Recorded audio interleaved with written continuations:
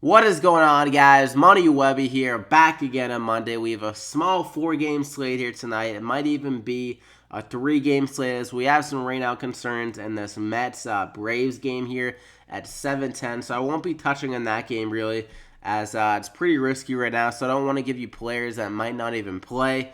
So I went with the other 3 games. San Fran, Colorado does have some small rain concerns here, but I'm expecting that game to play. So I got 2 pitchers for you, 3 hitters, and a nice value batter to go ahead and throw in your lineups. The pitching on the slate, definitely not pretty, but we'll still make it work. So go ahead and drop a like in the video before we get going. Let's try to get over 80 likes on this one if we can do that. Thank you so much. It really helps me out and makes me more inclined to keep these videos coming for you, as I appreciate all the support. Motivates me to keep these good plays coming. So, yeah, let's just hop into it. I'm going to go with Vince Velasquez.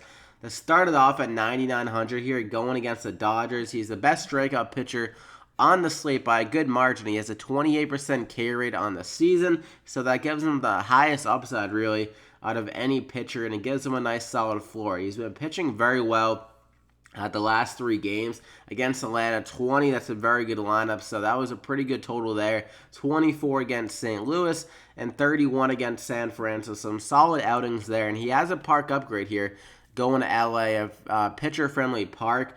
And so I think he has the benefit of not allowing as many home runs here, as that's kind of been one of his biggest issues, is allowing some home runs. So I think Velasquez on the road here in LA can get a good amount of strikeouts, go a little bit deeper in the game, have a solid like 20 to 25 point outing on DraftKings here.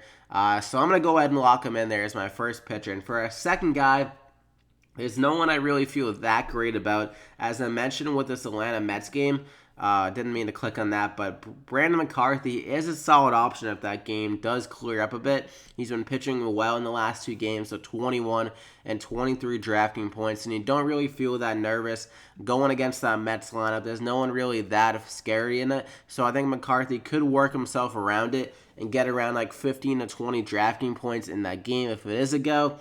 So that's the guy to keep your eye on. But if that game is rained out, Lance Lynn is another guy at 5,500 where I think he can just do enough to return value at his price tag. He's been up and down this season, but most of the part it's been him kind of beating himself with walking way too many guys. Like he had 4 walks against St. Louis. It was kind of more of an issue at the beginning of the year where he got like 5, 6, and like 3 of these games. So his command was pretty much atrocious at the beginning of the season, but he's still been pitching pretty well when his command has been on point. He's still allowing a good too many hits really, but the last 2 games a little bit better in the hit standard, I guess. Against St. Louis, only 4 hits in 3 innings, not as bad. So I think he can just do enough here. I mean, it's not a great play. He hasn't been that great. But when his stuff has been on against Chicago, he allowed 8 hits, got 7 Ks. Like, that's kind of what we're looking for here, hopefully. Maybe around 6 innings, allow like 2 runs, and get us around 6 Ks. He does have some strikeout upside here against Kansas City. And this matchup isn't too bad. He's been worse against lefties, and the only lefty you really need to worry about is Mike Moustakas in this lineup. So if he can just work himself around Mike Moustakas and get more of those righties out that are better against lefties, not as good against right-handed pitchers, like Solar, he's worse against righties. Salvador Perez, he's worse against righties.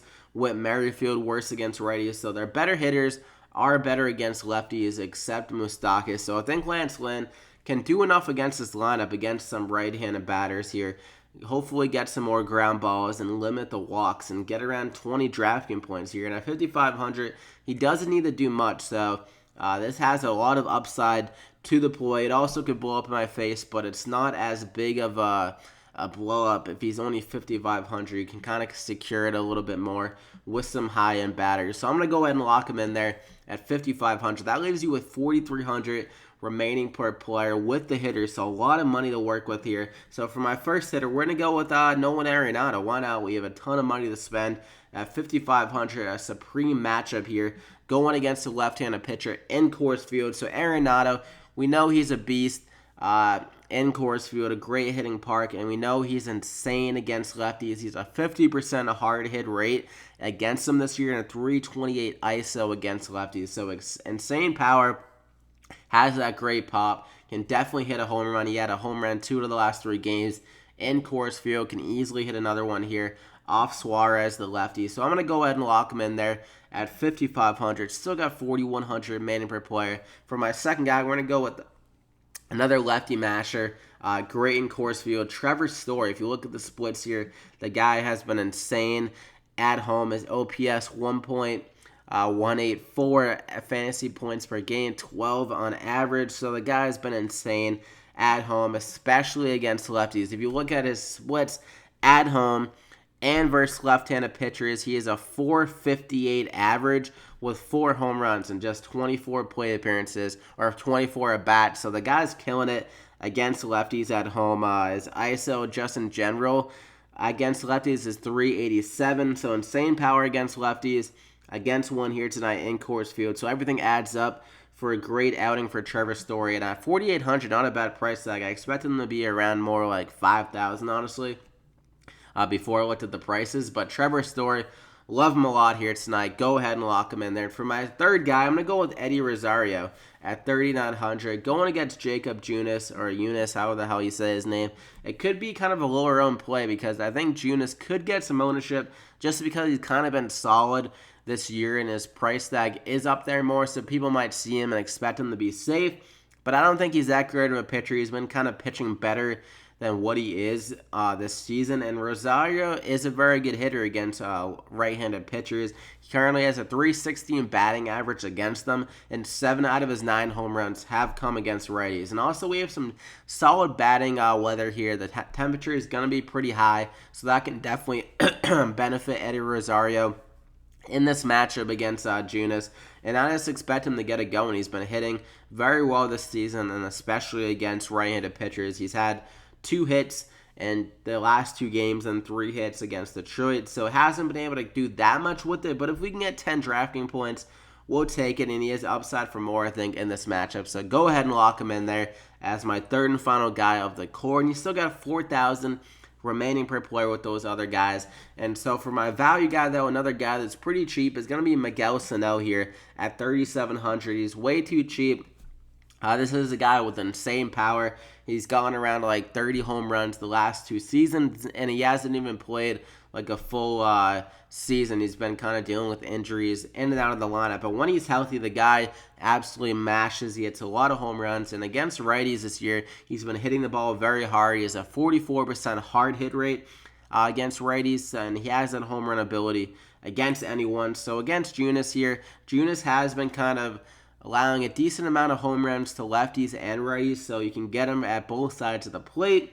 And Sano is a very good hitter, so I think he can get to him in a very good value at 3,700 for a guy of his capability. Probably one of the best hitters on the slate and a solid price. So I'm going to go ahead and lock him in there. And you got first base and third base eligibility. If you don't want to go Nolan Arenado, you can go him at third as well. So go ahead and lock him in there. You get him in at first, and you get 4,100 remaining per player. Like, we got some of the best hitters on this slate, honestly, I think, at good prices. You can still load up some of these other guys in Colorado, like maybe Brandon Belt at 5,400. And so you got a lot of good options. I would recommend maybe Freddie Freeman or Albies as well. But like I said, that game could easily be rained out, so you never know. But at 4,100, still great plays. So I hope you guys enjoyed it. You got Velasquez, Lance Lynn, Miguel Sano, Nolan Arenado, Trevor Story, and Eddie Rosario. Pretty much the key to the slate is going to be that second pitcher. Getting that second pitcher right on the slate is going to be key, because I think Velasquez will be solid, and I just hope that Lance Lynn has that solid command, and he can get it done against Kansas City, I think, at a very good price tag. So drop a like in the video before you head out. If you enjoyed it, I'd greatly appreciate that, so I can keep these videos coming to you every single day. 80 plus likes, and hit that subscribe button if you haven't already to get these winning plays every single day. You can hit that bell icon to get alerted every time I upload as well. So that is it. Good luck tonight, guys, on this 4-game slate. Definitely keep an eye out on the weather because that Atlanta Mets game has some solid batters and McCarthy could be a solid second option at pitcher if that game is a go. So yeah, good luck tonight. Good luck tonight, guys, and we'll see you back here again tomorrow.